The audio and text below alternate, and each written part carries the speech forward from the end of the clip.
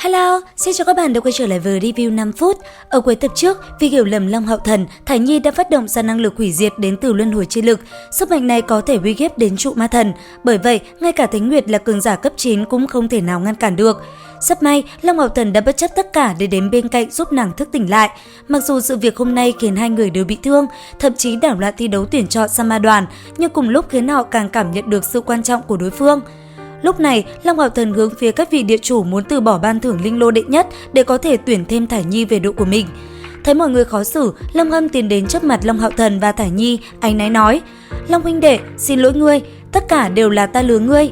Thải Nhi cô nương, ta cũng xin lỗi cô, ta nguyện ý nhường vị trí này cho cô." Long Hạo Thần vội đỡ Lâm Hâm lên, nếu khi đó không có đan dược của Lâm Hâm, có lẽ hắn cũng không thể đi đến ngày hôm nay. Lời hứa ban đầu hắn nhất định phải giữ.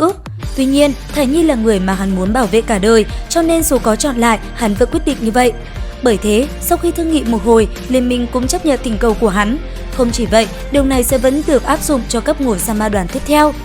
Thời gian không lâu, các thí sinh đã tới đông đủ. Lục Đại Thánh Địa 6 vị phó địa chủ cũng từ từ tiến vào sân chủ trì công cuộc lựa chọn sang ma đoàn. Ngoại trừ Thải Nhi và Lâm Hâm đã ở cùng một đội với Long Hạo Thần ra, tiếp đến là lượt tuyển chọn của Dương Văn Chiêu. Dương Văn Chiêu nhìn phía dưới các thí sinh, ánh mắt cuối cùng dừng ở thân hình nhỏ nhắn, không hề do dự nói: "Đồng bạn tôi tuyển chọn chính là Trần Anh Nhi của Linh Hồn Thánh Điện." Phía dưới rất nhiều người thất kinh, hai thanh niên kỵ sĩ Thánh Điện rốt cuộc làm sao vậy? Trần Anh Nhi còn không phải một người 16 cường, cơ hội tuyển chọn quý giá như vậy cũng có thể lãng phí. Chỉ có các vị địa chủ mới hiểu rõ, Dương Văn Chiêu cũng là một kẻ si tình a. Không ngờ hắn vậy mà chọn vị hôn thê của mình.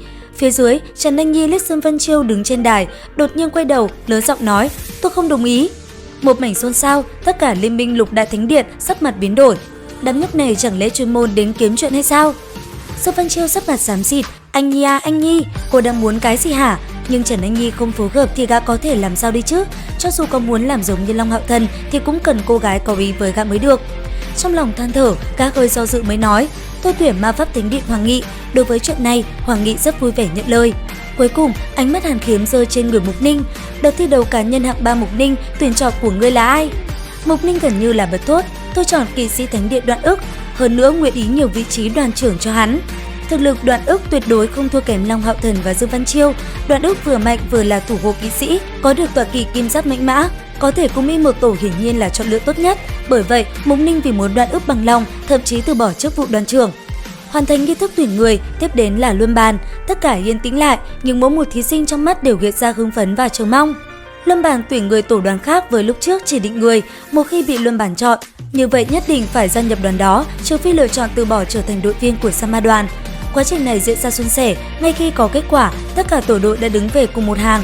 Trên đài, Hàn Kiếm tuyên bố nói: "Sa Ma đoàn số 1, đoàn trưởng kỵ sĩ Long Hạo Thần, thiết khách Thải Nhi, chiến sĩ Vương Nguyên Nguyên, ma pháp sư Lâm Hâm, mục sư Tư Mã Tiêm và triệu hoán sư Trần Anh Nhi, tổ đoàn hoàn tất." Sau khi tuyên bố xong, Hàn Kiếm âm thầm buồn cười. Đội Sa Ma đoàn này sợ rằng là từ trước đến nay một đội quái dị nhất. Đoàn trưởng không biết là thủ hộ hay trưởng giới kỵ sĩ, thiết khách mắt không thấy đường, thuần chiến sĩ không biết phòng ngự, ma pháp sư không biết công kích, mục sư không biết trị liệu, lại thêm vào một triệu hoán sư căn bản không biết mình sẽ triệu hoán ra cái gì, thật là quái trong quái.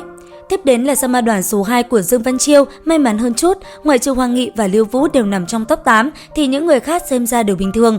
Tới Sa Ma đoàn số 3 của Mục Ninh tuyển người, dường như là lúc trước gã đã dùng hết may mắn. Trong số 4 thành viên thì chỉ có triệu hoán sư là tiến vào 16 cường, đó là người tên Phương Trúc. 3 Sa Ma đoàn đứng đầu đã tổ chức xong, tiếp đến là tiến hành được phân chia mấy thí sinh còn lại. Khiến người rất trong mắt là Sa Ma đoàn số 4 của Lý Hinh. Đoàn đội của cô có lẽ mỗi người thực lực không phải mạnh nhất, nhưng trải đều, đặc biệt là mục sư cấp 5 duy nhất và triệu hoán sư Bạch Hiểu Mạc vô cùng cường đại. Nhìn phía dưới các thành viên Sa Ma đoàn đứng thành 10 hàng, Hàn Khiếm dõng dạc lên tiếng: "Bắt đầu từ bây giờ, các ngươi chính thức trở thành một phần của Sa Ma đoàn. Giờ các ngươi điều trọng yếu nhất chính là đồng bạn, khiến mình yên tâm ra sau lưng. Trong lịch sử liên minh, từng xuất hiện rất nhiều Sa Ma đoàn đứng trên vinh quang. Hy vọng một ngày nào đó các ngươi cũng có mặt trên đó." Đến đây thì cũng hết tập 50 Thần Ấm Vương Tọa. Xin chào và hẹn gặp lại các bạn ở những video tiếp theo.